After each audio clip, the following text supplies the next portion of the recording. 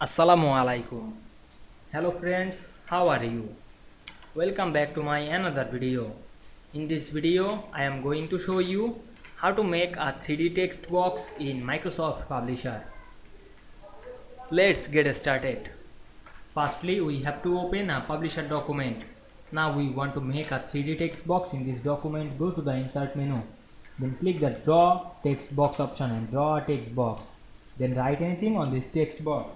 You can increase the size, anything. Then click the text box and go to the Shape Format menu. Select the Shape Effect and choose the 3D rotation. Then choose 3D rotation.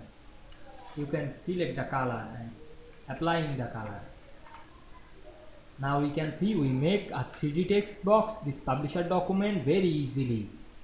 I hope you enjoyed the video. Please like, comment, share and subscribe my channel.